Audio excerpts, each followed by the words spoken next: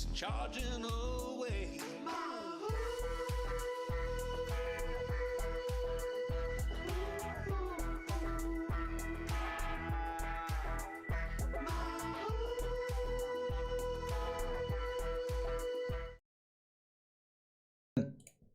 Now they cannot see us and they should be able to hear us. Everything should be up to speed. Anyone watching, welcome to today's show. Let me know if we need to work with the audio. We have tried to balance everything out before the show. So, welcome to the show today, Joe. I'm very happy to have you here. Thanks so much, Anders. I'm delighted and I'm really honored to just be with you. Yeah, we have had a little conversation before, got to know each other a little bit, and before today I did a little bit of a research, as I always do on everyone coming on, and I figure out that you have done a lot of things, like a lot of different things in your past. So I don't know where we should start. Let's people get to know you. Who are you and what have you done before today? Sure. Well, Joe Chiappetta. I've been an artist pretty much all my life, but I've also been in workforce development, charity work, and shepherding in the church, family man, and in fine arts. And I actually really made a lot of traction early on in cartoons, so comic books, traditional publishing, beginning in the 80s and going on into the 90s. Did great in the independent comics industry, and then just stayed in it, doing a mix of cartoons and fine art over the years, and it's been it's never dull. Yeah, I have never worked with comic books, but how is that process? How does it work? So I came into the scene as the industry was opening up to people. It's fascinating because I grew up in the late 60s, 70s, and it was pretty much just, the main companies, DC, Marvel, Archie putting out stuff. So at least in the States, there wasn't a lot of independent voices. But then in the 80s, a lot of publishers, a lot of artists became publishers and says, you know what, we can just go direct to these comic book stores instead of running everything through newsstands and 7-Elevens, the convenience stores. And this direct market opened up and mail order. And so anybody, just like today, anybody with a computer can, be publishing. The same with back then. So it really opened up copy machines. You can make zines. I started out just making zines on a copy machine.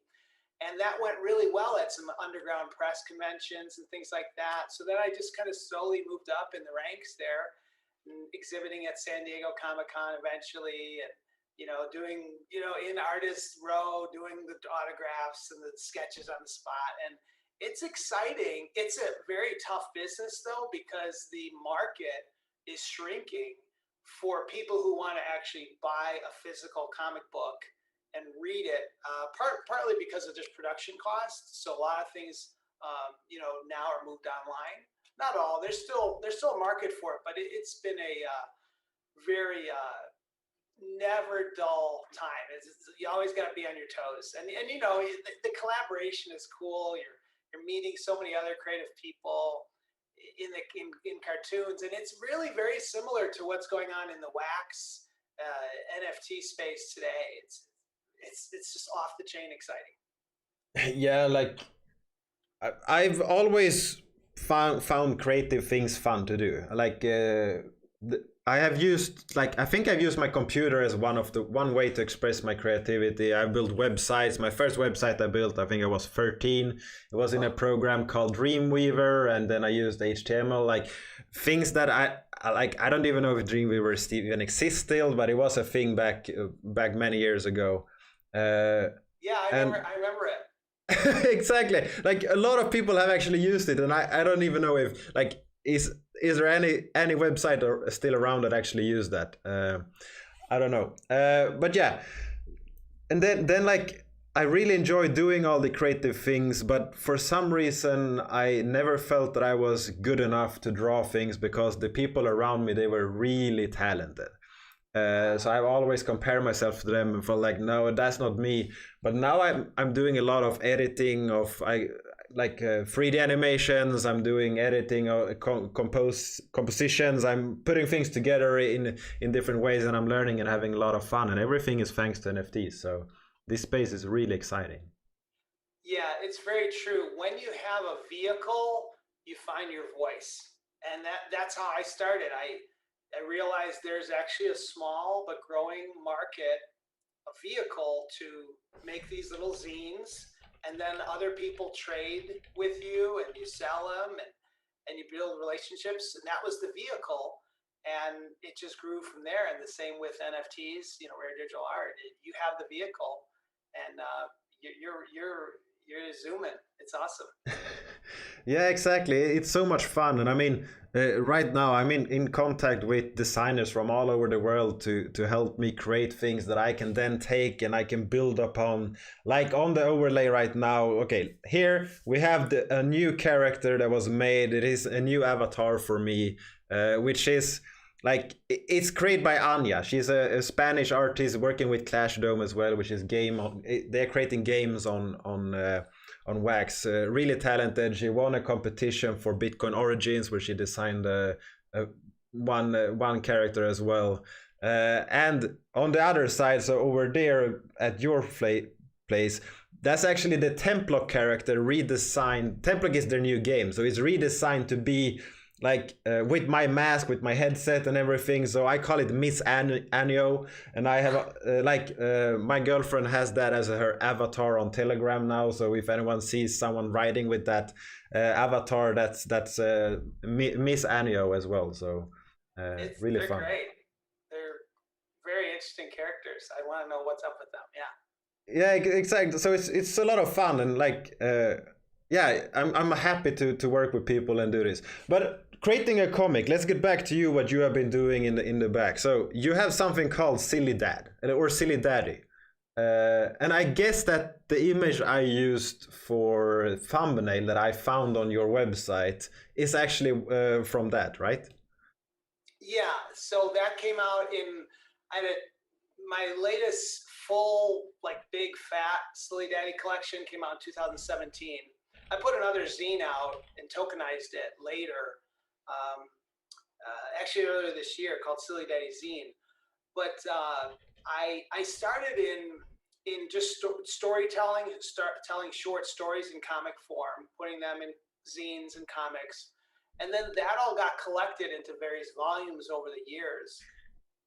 And there was really nothing like what I was doing back in the 80s and 90s, where people were writing about their life, and I was writing about life as a dad, and there was really nobody else doing that was consistent in it. There's some one-offs and stuff like that. So I was one of the longest running autobiographical cartoonists out there, and everybody else is kind of cranking out the superhero stuff, and that's all cool. I like that too.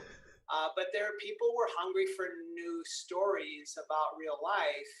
And this was before reality TV, before Scholastica came into the comic scene, was just scooping up all these cartoonists. This is probably maybe at least a decade and a half before all that.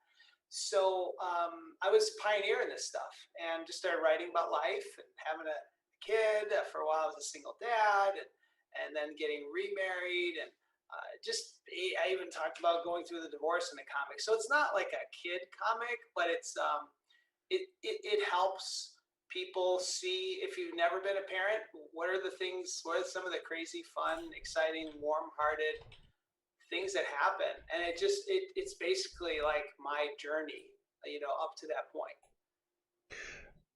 Like for myself, I have a kid that is 2.5 years, so I can like. The process of becoming a parent is not easy. So has this been helped you in that process as well, to express it in art? It really has, because it helped me. You get older and you forget stuff, and so just documenting what happened with the kids, but in an entertaining way, and my thought process. I look back and some of the things. I mean, it's all funny to read somebody else's life. but I look back and think, what was I thinking when I did that? How does, I'm just grateful my kids still turned out okay despite me, and so it's just fun to have that record, that slice, it's a slice of life, and so it's basically scrapbooking, but with storytelling of my life. And what's cool is a lot of other people can relate. So I got back in the day, I got what's called a Xeric Award. That was from one of the guys who started Teenage Mutant Ninja Turtles. He had a foundation, and he would award people each year. I got that. That kind of propelled my career further in '98. And so then I just kept doing comics, being stuff about marriage and funny stuff, and I'm still having fun with it. Yeah, that's the 2017 book, and that was drawn. The cover was made here in California, where we live now. My kids look older than this now. I tend to draw them younger. That's just kind of how I am. Like my son in there with kind of the light hair. He's actually 20 now, but I still draw him young. And it's cool little mementos of life, like there's a little toy ice skating rink in that view, and and that was like a family heirloom. It's a cheap plastic little thing, but all the kids love it. They all played with it, and that's part of the story. So just telling stories about life, and just kind of the warm underbelly of life is what I try to capture. Like eating cookies. Yes. Little banter between me and my wife. She's a real pistol. She's one of the smartest cookies out there, no pun intended. And she also helps me a lot. She's colored a lot of the comics. She's helped me with some of the writing, the editing, and she's creative too. She's a poet as well, and she actually has an NFT in the collection. So yeah, she's been with me, all this time. It's been great. Yeah, that's awesome, and like it's great to have an outlet to express whatever is inside you, and I guess that's every successful artist. That's what they are doing. They are expressing themselves, and they are dealing with their own problems, issues, minds, or struggles, and that's the best kind of music. That's the best kind of art. That's how it is, I guess. Yeah. It helps me process what I don't know I'm working on, and it helps me kind of focus my energy, and then I can be a little more clear-headed often after kind of wrestling with a drawing, a story, and it also helps you measure your words better. When I was younger, I would just say whatever I felt like, whether it hurt anybody or not, but then when you write dialogue, you're like, wait, if I say this, am I gonna? Is my wife going to be offended? I can entertain people, but I've got to live with my wife. Yeah. So it's thinking those things through. Okay, wait, this happened to my kid. Denise is actually saying that she loves when you draw her young, by the way. She's in the chat right now. Oh, awesome. I love her. She's amazing. Yeah. She's, God bless her with youthfulness. So she could put in a ponytail, and even though, we're kind of older people, she could look like she's in college. So yeah, God bless her with a youthful face. That's awesome. That's awesome. It sounds like you at least you are expressing a happy life. So that's great. And okay, how many of these comics have you given up? Because if we search for your name, we will find a lot of publications. So what kind of different publications have you done before? Yeah, so with Silly Daddy, when I was serializing it in different issues, I think probably we got up to like 21 separate issues, and then those have been collected in a number of volumes over the year, 3 or 4 bigger volumes. And then I've also done other books. Some are just ebooks. As I said, the most recent one was earlier this year. I put it on Ethereum blockchain, and it was a 50-page zine that had some comics, some fine art, but it was only released as an NFT of 10 copies. So like that, the Silly Daddy zine is like so far only one person in the whole world has read it, because I sell them for a little higher price. And compared to the earlier days when I just print 3,000 copies, sell as much as I can from the whole run.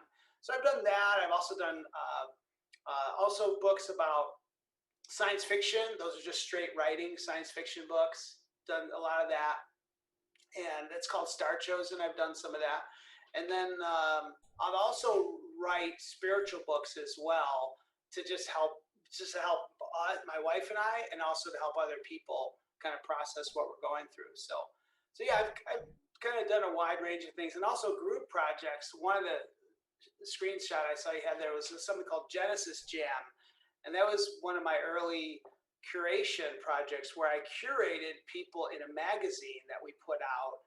And I really loved being able to be a curator and help mentor people as they develop their work. It's the one, it's back one. There's like a picture of like Eve in the Garden of Eden. That was called Genesis Jam. And it was just a bunch of people that we knew. And this is, I think, one more over. One more over. Yeah, the one right on the left there, Genesis Jam. And there was a bunch of people we knew, and I did the cover, and other people did things like, a way to have creative outlet. Because I find that not everybody knows how to just put out a book or get stuff right to market. Like, that's something I take for granted. And, you're a go-getter kind of person too. You just figure it out. But there's other people that they have great ideas and really cool, thoughtful things. And they'd like to get it out there, but they don't have somebody to help walk them through it. So I've done that over the years, and I've done that with Genesis Jam, and I'm excited to be doing it with the new project, the Art Vending Machine too. OMC says that he remember you from Pixios. So what have you done there? Oh yes, so Pixios. So let me backtrack. I started out in crypto art, just drawing comics about Bitcoin and Ethereum. This is back in like 2014, 15. So I was a crypto artist, just releasing stuff and having fun with that. And then once the capability came out where somebody with no coding knowledge could actually release NFTs, we weren't calling them back then. There was all kinds of different names for it. Tokens, art tokens, rare digital art. And so I started doing that on Bitcoin blockchain using Counterparty. Then later, Ethereum came out with their standard where you could put art on the blockchain through Ethereum. And I saw the shortcomings of Ethereum with some of the fee and the backlogs and just the challenge for the network to grow with the demand. And so I'm like, you know what? I really like EOS. It's a great blockchain. And so let's build a gallery on it. And I was actually in the process of going around finding people that would be able to build the NFT standard for this. But meanwhile, I met people who are already on it. And so then I partnered with them and became after Pixios had started, but before they started their gallery, they just had a drawing tool online, which was really cool. It was crazy cool art on the blockchain, real art where you would buy a pixel and draw pixel by pixel. And other people could do this. And it's a really cool game called Pixios. Then they wanted to start a gallery, and I'm just like, well, I want to start a gallery on EOS too. So I just joined up with them, helped co-found the Pixios gallery. And that's out. There's I have a number of artworks there and help curate, bring in some of the artists there from Pixios. And recently they just now announced a rebrand. So I'm no longer with Pixios. I helped co-found that gallery. I'm now more focused on Wax, but the gallery still exists. And I just heard they're doing a rebrand, calling it Epix with an X, EPIX. So it'll be exciting to see what they're doing. I think they're gonna probably, there it is. There's the Pixios. We just had so much fun. It's just a crazy concept to be able to. I actually drew those little guys, the little bird guy where your mouse is. I drew those 4 things, and then I took those. So those are pixels bought on the blockchain. They're registered to me. Those pixels, but some of those other things are registered to other people. And so I Yeah, actually and like chose. so people understand what I could do here is I could go in and I could pay more and I could get one of the pixels or a few of them here and I could change them. So I could draw something Yeah, new here. I yeah, could yeah. make this into purple if I wanted, and then when I paid for that, you got a chunk of it, and a chunk is distributed into Yes. pixels, right? Yes, it's a brilliant concept, and I think it does deserve more attention because there was a group that did this before us called Pixel Master, I think. Oh yeah, that's another piece I did. Yeah, there's like a zoom of one of the things.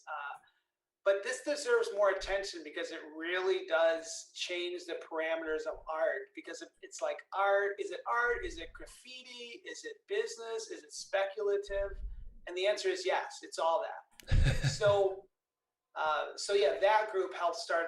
Then we founded a gallery where you could do this,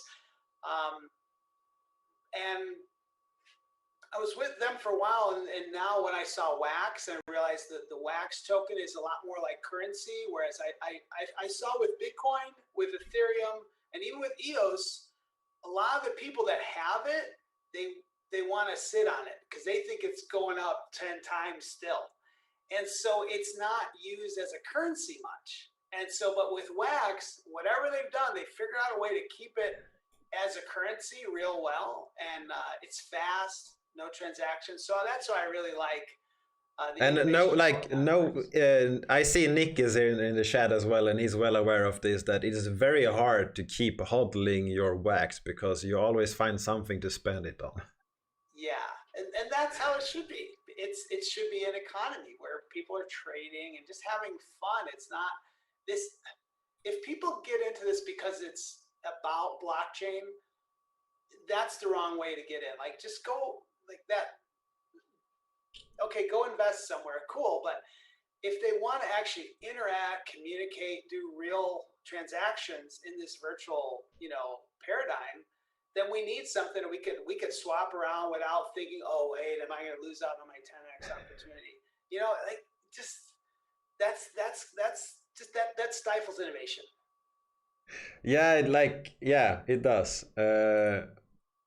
But you like personally, I want both worlds. So I have different stashes. I have a stash that I don't touch, that I hide on accounts that no one can figure out because they can't connect them to my other accounts.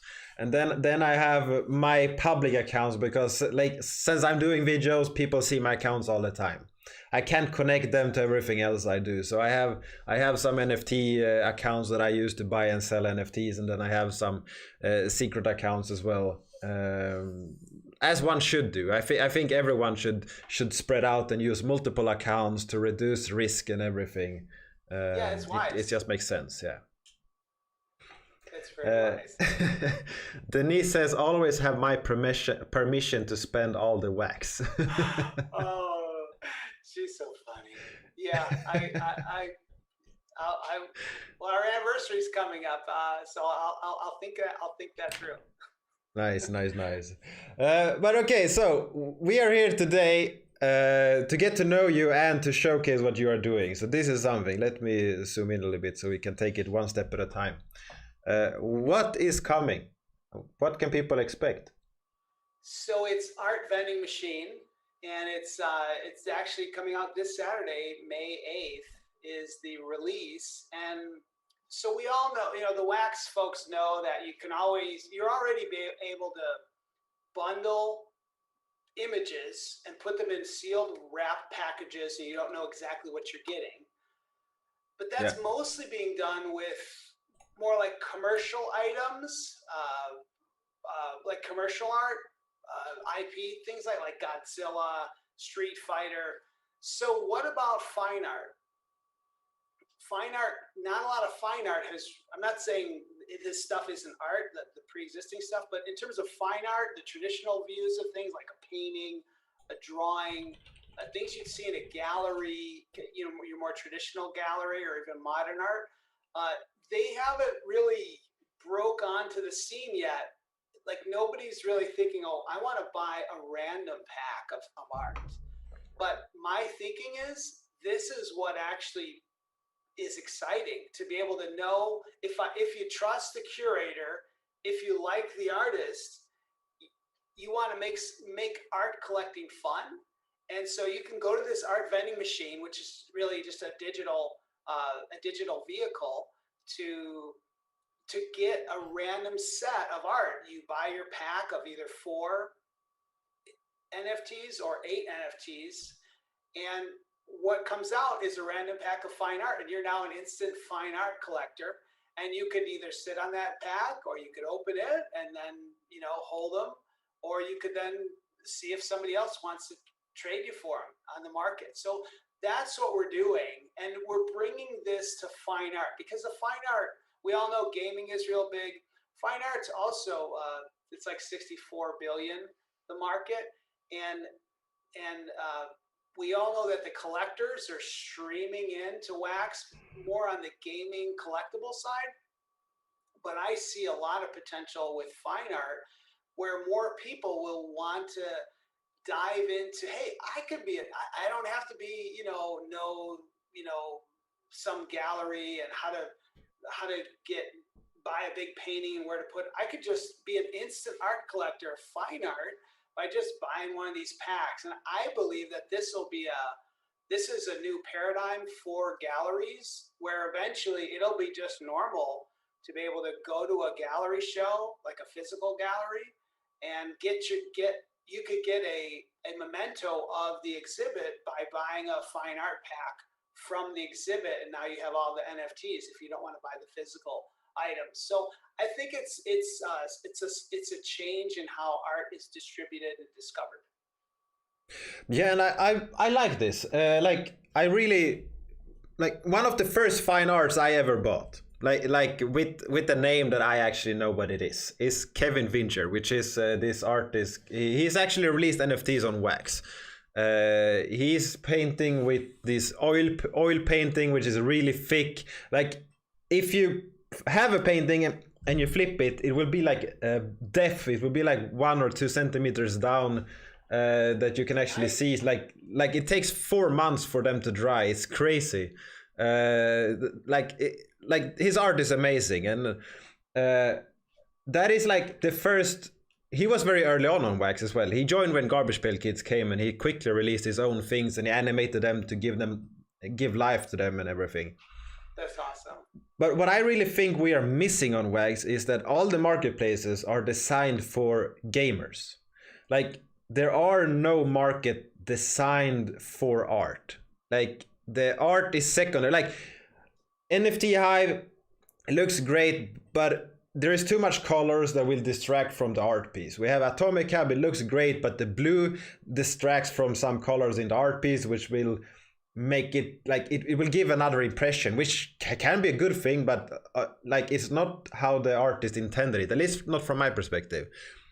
So we need something that is really clean, really good looking, and give the art more love, where they have whitelisted and curated content only. So we only have the exact things that they want in this place. And I know that there are platforms trying to do this, but we are yet to see something that actually works like this. Yes, I agree. I think a lot of this is just a matter of coding and redesign, and I don't think it's far off. Like I've if I remember some of my conversations with Atomic correctly, yeah, they this wasn't the priority in the beginning, but yeah, it's really just a matter of having customizable skins and things like that. So I could easily see Atomic, just flipping a few different things when they make it a priority. And you could now customize it so that all your stuff is on a white background or black. And there is something that what I see about the blend of art and gaming that's huge is, so there's a limited, like the gaming market is way bigger than the art market, even though both are significant, in the billions. But what I see now is the gamers kind of maturing in their taste, and yeah, they still want that cool kind of poppy character that does like this back and forth as a GIF, and that's cool. but they may also graduate into wanting something a little more sophisticated. And why go to a different spot? Like, why not have it all in the same spot? And you're just really just clicking categories, fine art or gaming, you know, or commercial art, or whatever the categories you want to be, pop, whatever you want to call it.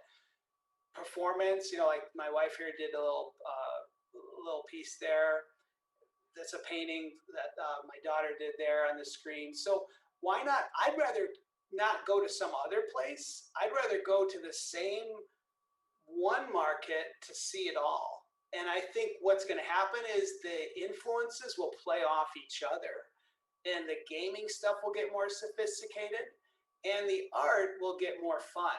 And you'll be able to take your art and play it in games and things like that. So it's one of the things I'm working with Michael from EOSUSA Game is to make anything that comes from the Art Vending Machine playable in a game that we will be developing going forward.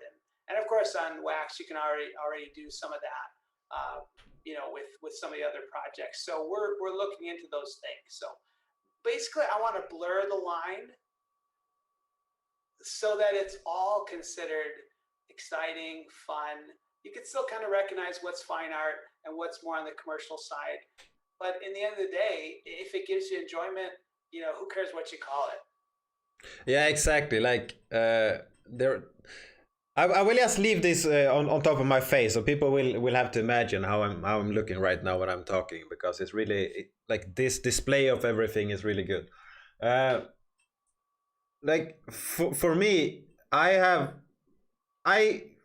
really do like when I analyze what I'm buying as NFTs, I really look at what they are bringing, how they look firstly. If I like how they look, then I can put some money into it. Then I am interested, so I go to the next step, and then I analyze who is bringing this, what's the team behind it, what's the purpose, are they building up a community, are they a part of the ecosystem, or are they just here to drop something and get out of here?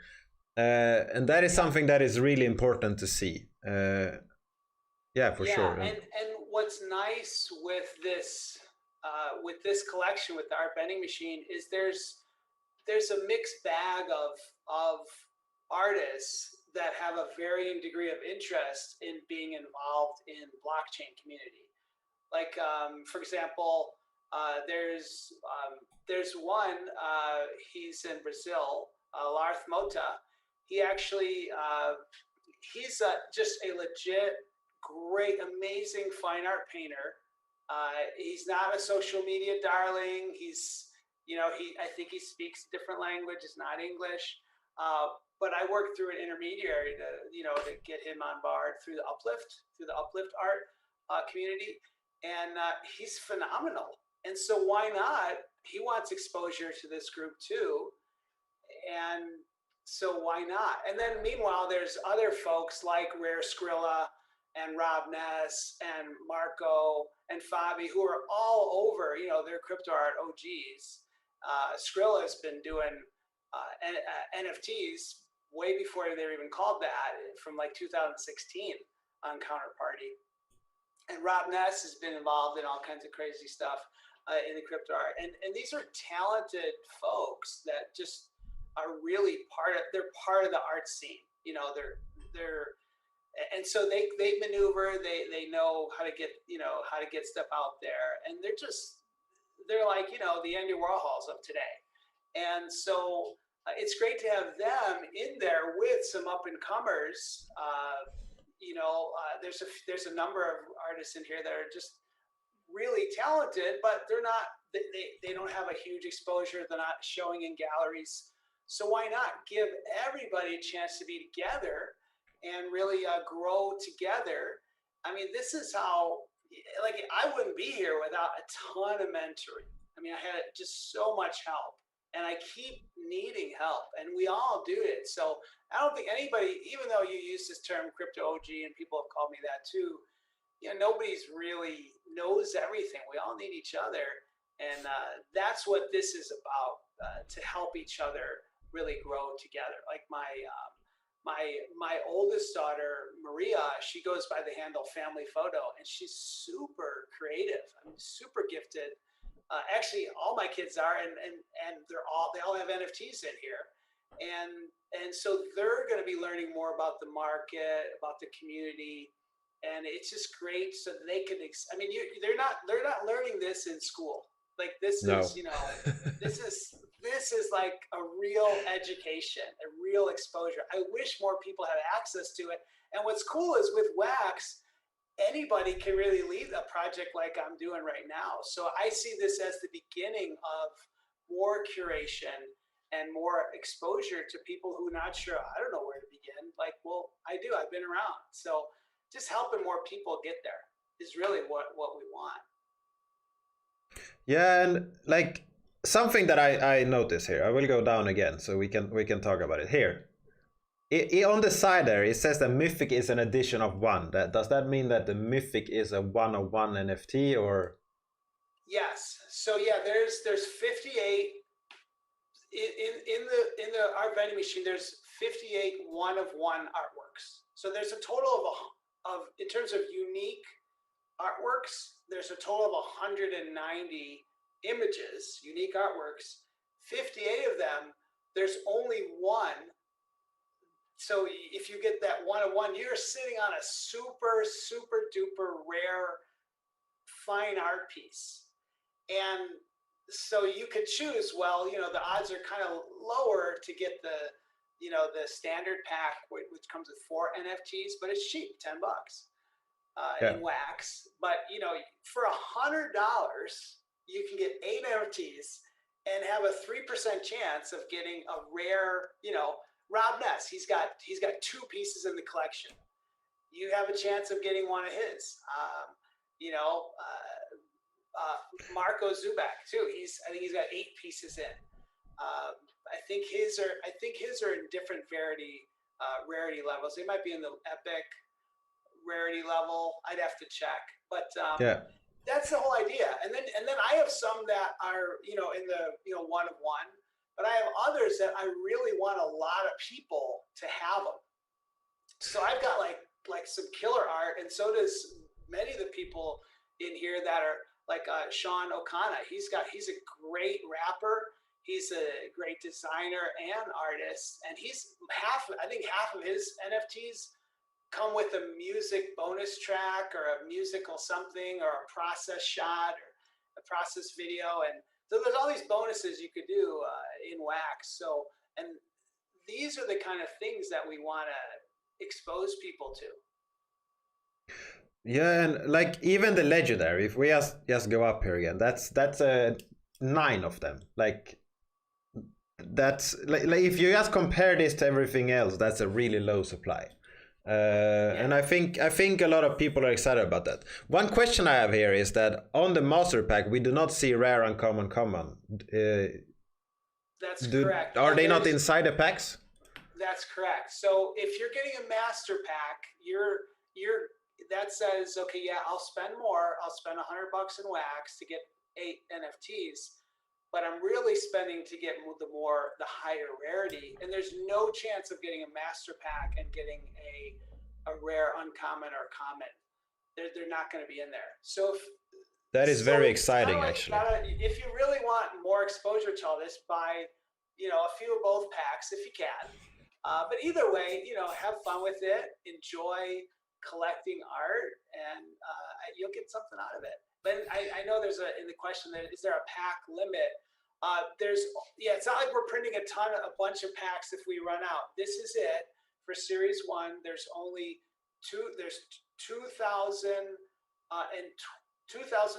packs total, and that's it. There won't be, we're going to pull out more of these particular NFTs. Now, when this is successful, we may decide to do a Series 2, maybe in a few months after I've recovered from all this, because it's been a lot of fun work, but it's been work, but it's fun. But it would be all with new images, maybe some of the same artists, but some new art too. Yeah, and are the NFTs pre-minted or mint on demand when packs are opened? They're pre-minted. So you're going to be getting so what's cool about that is when you buy a pack, if you want to, and I think this is cool, the concept of being able to just sit on the pack and don't open it. Now, I'm not saying everybody should do this, but you could just, because that'd be weird. But if a bunch of people just buy the pack and leave it unopened, kind of like your cool, you collected something and I don't know what's in here, I really want to know, but I'm just going to wait because I want to see how long I can wait. And then you have fine art, you have a chance of getting certain rarities, what artists are in the group, and but you don't know what you got. But it's you look at the webpage, you can see who's all in the group. You could say, okay, I like this group. I'm gonna get some of this and sit on it. And yeah, so when you do that, it's not like, well, if you open it later, all the rare ones will be gone. That's because it's pre-minted. That means everything in there will have the random chance of rarity whenever you open it. Yeah, that's very nice. Very, very exciting actually. And how will there be a pack limit per buy? So, or can I go in and buy all 200 of the big packs if I want to, or how will that work? You know what? That's a great question. I need to decide that in the next 3 days. So I'm open to advice, your advice, or my advice would be to limit that. You can have a countdown. So you can have, like, if you want 1 minute or 5 minutes between buys, because then that person, if they're not sold out, they can buy more. But it prevents someone like M Blue from coming in and buying everything. Not that I think that he would do it, but as an example.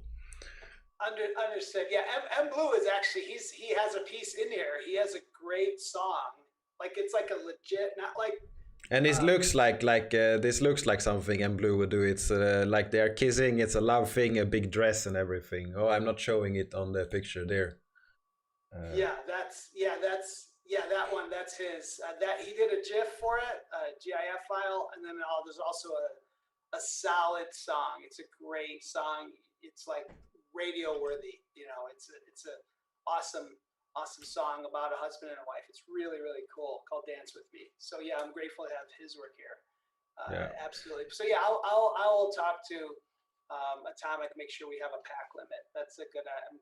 That's good. Yeah, and Sam says that 1 big pack, 5 small pack, it could be a good thing, and I could agree with that. Like 3 or 5 is probably a good way to go, because if you like someone that wants to have these, they want to be able to buy more than one. But I guess that you also want as many people as possible to get these packs to enjoy it, and not only the big money, since I saw that one of the comments was that it's actually accessible because of it's on wax. Yes. Here. Yeah, I want the fine art. I want more people to have exposure to fine art, because there is still, among people who've never pursued fine art, they kind of thought it was kind of priced out of their range, but that's not true. Like with in the rare digital art space, fine arts is affordable, and we're actually going over the top with affordability. So like, I know that it's kind of crazy business sense to put some one-of-ones and just like some of my one-of-ones, like on Ethereum or in other places, they'll sell for a couple hundred and often over thousands of dollars. And Rob Ness too, Skrilla, it sells for big money, and then the resale too. So there's no guarantees with anything, but we know that this is a good deal, and we're not pitching pennies. We want to give exposure and discount to people so that they could just get excited about art. And then the other cool thing about it all is 10% is going to charity.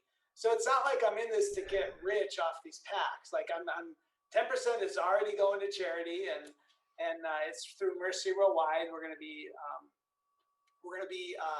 helping to get school supplies for some kids in Nigeria, in Lagos, outside of Lagos. There's a school there. It's a floating city, super poor, just horrible conditions, and provide some relief where we can. Yeah, for Mercy Worldwide here, it's like here you can see. Yeah. So like everything on your website is great, and I think it's really good that you are here and you can walk us through everything because there's a lot of information on here. So that's good, and I have to say it is way easier to digest information now. So that's Yes. good.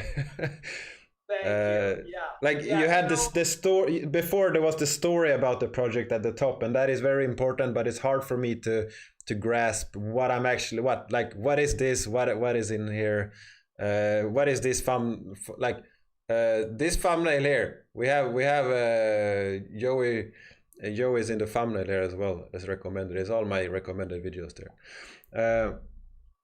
But yeah, you can go to the website and actually see a video, and it shows all the NFTs in the collection except for Skrilla's. Skrilla's is not in the video because he had to redo his, but that is in the listing right here, and that you're scrolling through. So if you scroll up to Skrilla's, you'll see his.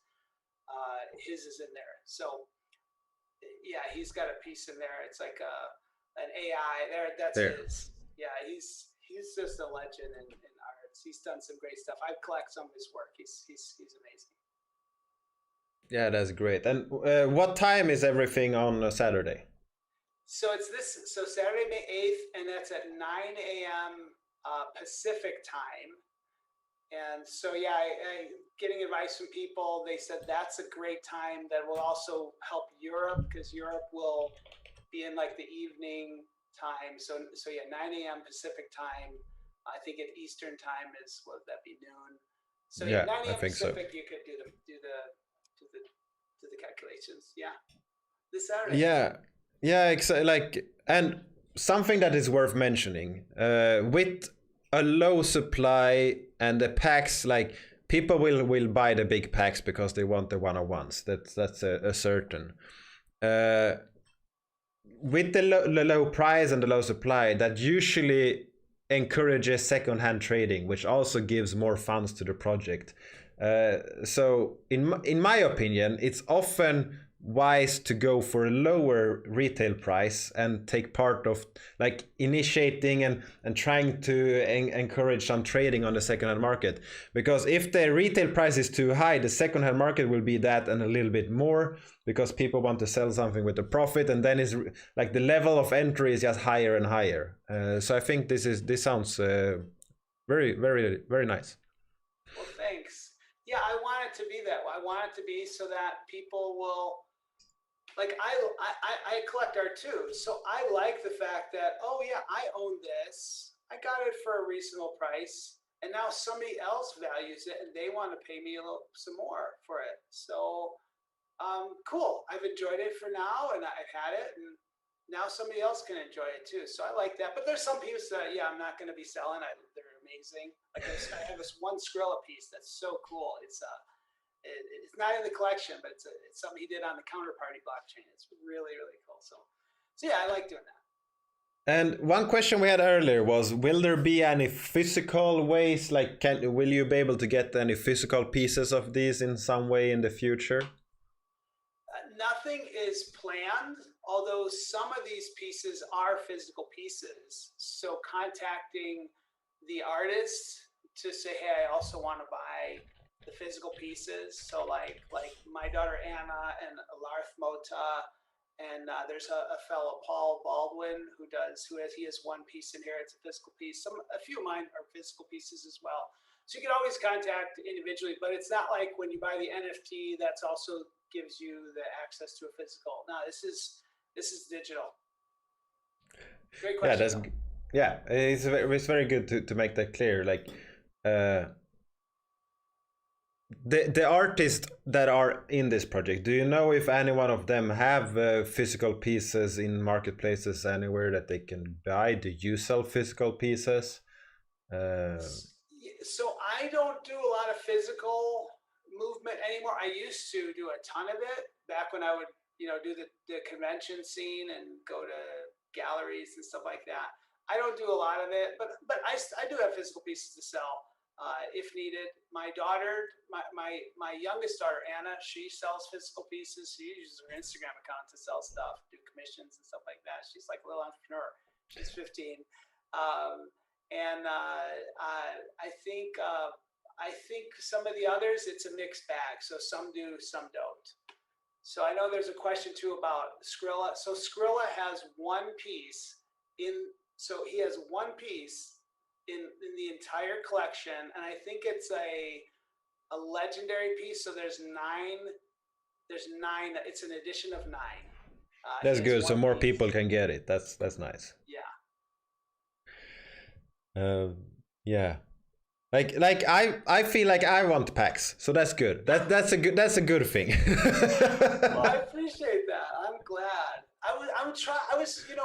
I really like vending machines. I think they're cool because you could like interact.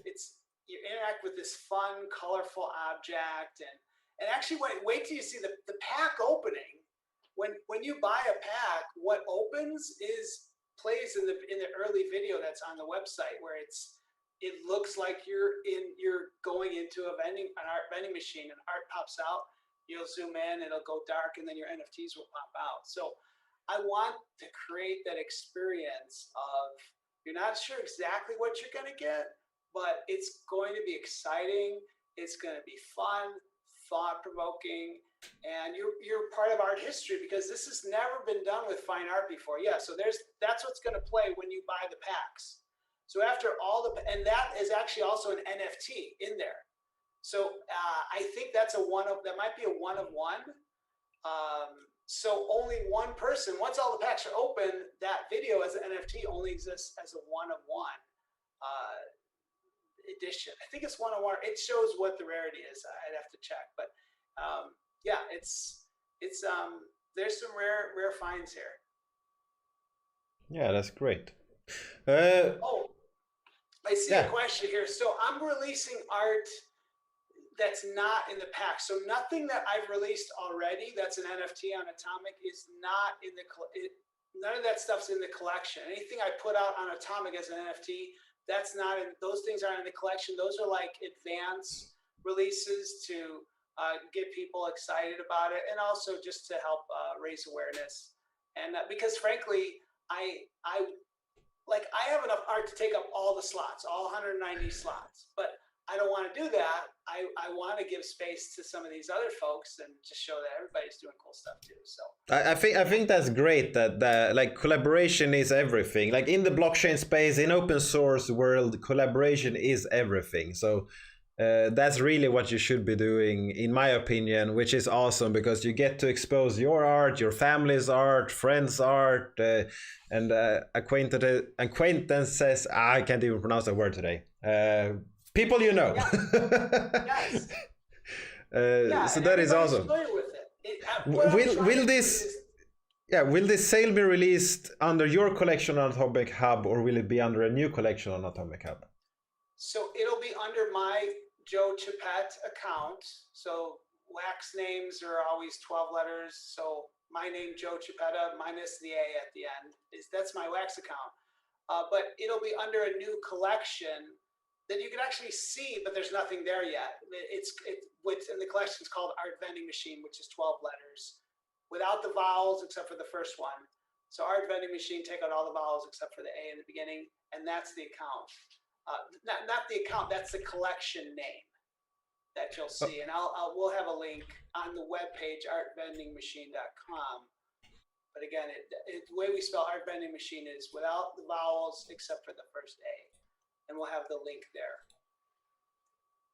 Vending. I'm trying to do it, but I'm having a hard time. No, I think I found it.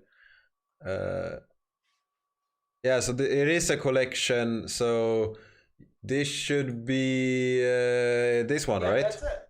That's it. Yeah, that's the collection right now. There's nothing there. I think they're putting everything on a test net right now. And I'll be testing it in the next few days, making sure everything all works, and then it'll come out this Saturday.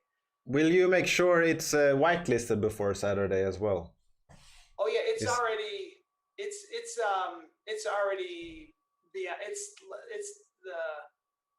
Yeah, it'll have the full accreditation. Yeah. So it'll be the circle and the checkbox.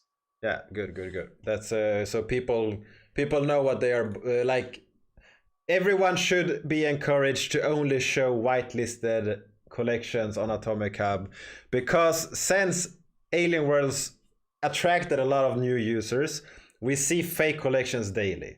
And they are never whitelisted. So if you make sure that you only show whitelisted, you will not be exposed to the fake collections, because they download an image, they upload it, they have a collection called similar, they change the I to L, or they add an extra vowel, or they change the letter, and they try to scam people and selling things for under the market, so people see it and they hit buy before they realize it's the wrong collection. Oh, that's terrible. So getting the at least very whitelisting, which is the level 1, is something that is very important. So that's good. Yeah, it's huge.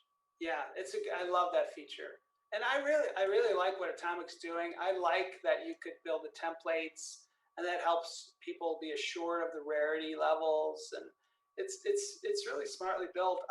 I really think it's perfect for fine art, and then with a few added features, it'd be, it would just take it even beyond that. So I love it. Denise says that it's fun buying candy from a vending machine, but without the calories, and it won't get stuck on its way out of the machine, which we cannot promise, because we have had experiences in the past where there has been missing RAM on collections. There has been things, which means that nothing comes out until it is fixed, and then everything comes as it should. Everything is saved on blockchain, so nothing goes missing. But it does get stuck, and it has happened many times. So it will be fun if Denise is will be correct here or not on Saturday. Yes, it's more things to pray about. And I could see an NFT of that. We could do a video of it getting stuck, and we can sell exactly. that. That'd be really cool. I may have to develop that. Yeah, that's good. So we have been here chatting for almost an hour, so let's wrap everything up. So let's summarize everything. So what are you releasing, at what time, what day, and what can people expect to find? Thank you. So it's Art Vending Machine, which is the first fine art NFT pack collection by multiple international artists, 15 international artists, released in wrap bundles on the Wax blockchain. And that is happening. That's dropping this Saturday, May 8th, 9 a.m. Pacific time on Atomic Hub. If my time math is correct, that should mean 6 p.m. World Swedish time and noon Eastern time. But we have summer and times and whatever, but I think it's correct either way right now. Yes. And all the information about this is, you can follow me on my Twitter is Joey Chips, like potato chips. That's the easiest way to find me, Joey Chips. And then also the main site for this, where it'll link to the marketplace page, is artvendingmachine.com. But leave the first, which is linked below. Oh, good. So you'll have the link. So just take out the rest of the vowels and you'll find it. So everything is in the link. I don't think your Twitter is there, but if you go to the website, hit contact, you will find a Twitter there. So everything is on the website. Because that's how so that's good. Thank you for coming on and sharing this and doing this. I'm really excited, and I will try to participate on Saturday. I am actually talking to Terry today about running an NFT Saturday on Saturday. So we might be doing that. We will see if we can. It's 6 p.m. is dinner time at home, but I can see through my fingers and go and do NFT things either way. We will see. Oh, that's exciting. I like that. Yeah, so we will see if we might be around here and doing a live stream at that time, or we will do it after, and then we will do some pack openings if we manage to get any of these packs. So that's good. Wow. Oh man. Well, that's really cool. Yeah, that's nice.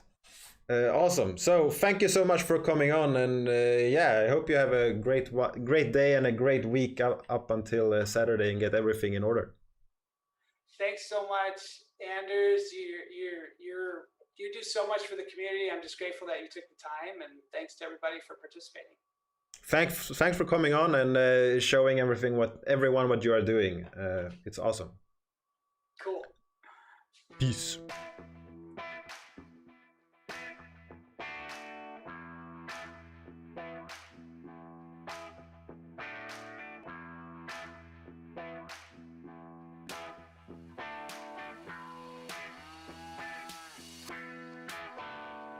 My Bitcoin bowl is all I have left. Sold my house, my gold no less. The wolves are circling my huddling hands, but this man's much stronger than the average man.